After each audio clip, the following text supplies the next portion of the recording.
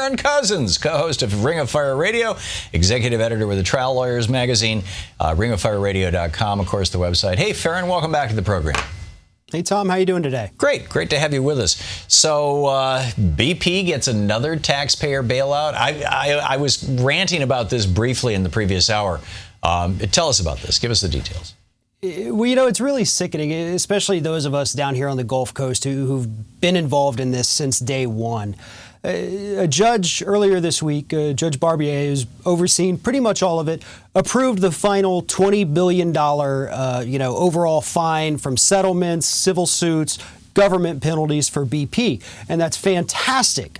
But BP is now legally allowed to write off all of these expenses on their taxes with the exception of the Clean Water Act fine, which is only 25% of the total. So now 75% of these costs that BP is going to pay out are tax write-offs for the company. Essentially, they're going to get as much as $5 billion back at the expense of the U.S. taxpayers, at the expense of the victims down here along the Gulf Coast. Now, Loretta Lynch, Attorney General, came out and said, well, this is a great penalty for them. This is a great announcement. It's a great day for people all along the Gulf Coast.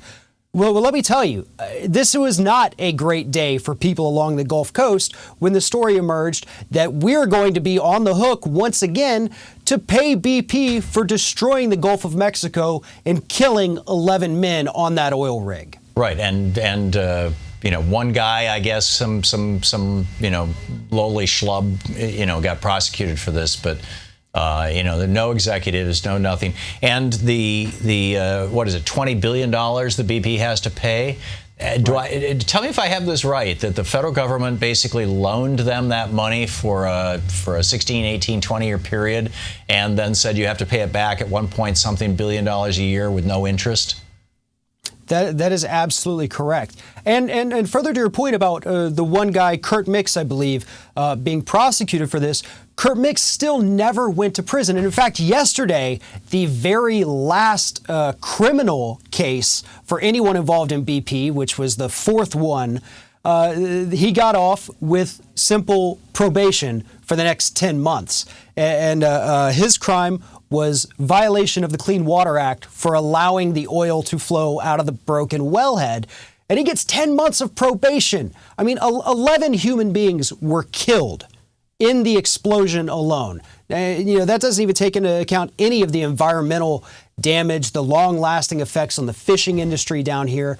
And so it is very insulting from start to finish what has happened to BP and their employees as a result of this, because the people down here on the Gulf Coast suffered almost immediately from that, and today they still are.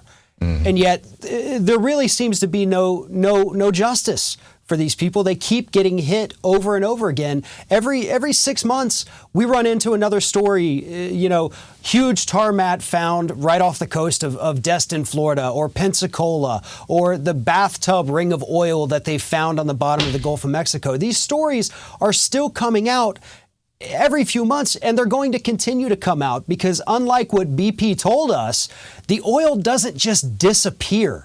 It stays there. It stays in the ecosystem and works its way all the way from plankton to sharks. I mean, it's in everything. We have dolphins that are dying from heart disease because of the oil and the toxic core exit that they poured into the Gulf of Mexico by the gallon.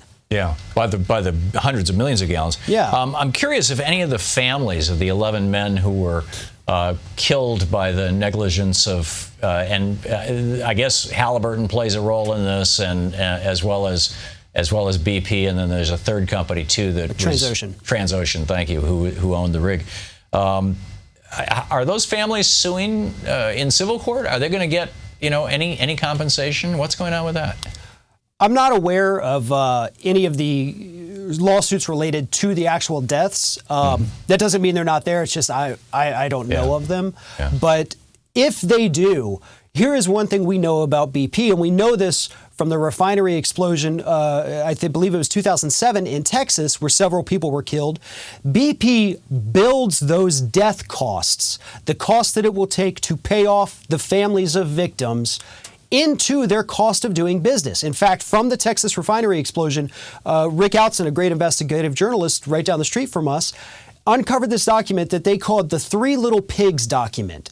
And it showed how BP executives put together this presentation where they said, look, we can either comply with all of the safety requirements, which is building your house out of bricks, or we can cut back a little, build our house out of straw or sticks.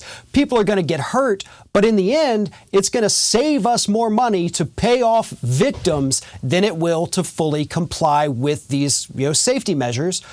So they cut costs because it's better for them for business. It's cheaper for them to kill people than it is for them to meet the requirements put in place by state and federal governments. Which raises a couple of interesting questions with regard to business practices.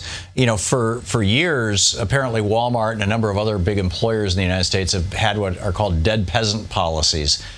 Which is where they particularly companies, very minimum wage, low wage companies where you get retired workers coming in working part-time. They take out a life insurance policy on them because they're elderly to begin with. And when the people die, the life insurance policy pays off to Walmart. In fact, the people and their families may never even know that the life insurance policy was there. You got that in one category. In another category, there's a story this morning. I was ranting about this in the first hour on the air. In our industry, in the radio industry, where iHeartRadio, which spun off from Clear Channel with a lot of leverage, a lot of debt, the company that loaned them the money is now saying that they want to be paid back, faster than normal or something. There's some weird thing going on there, and it turns out that which could force them into bankruptcy. So why, as a creditor, would you want to force your debtor into bankruptcy? Well, it turns out that company bought credit default swaps on the debt, and the credit default swaps pay off more than the debt does. So if the company goes into bankruptcy, the lender actually makes a larger amount of money than if the company continues to operate and function. So here you have corporate incentives to kill people with the dead peasant policies, and corporate incentives to kill companies with these banksters running these credit default swaps. Is any of that kind of stuff going on in terms of what BP and other oil companies are building into their costs? Are they not only planning for the costs of killing their employees, but perhaps even in a position to benefit from it financially?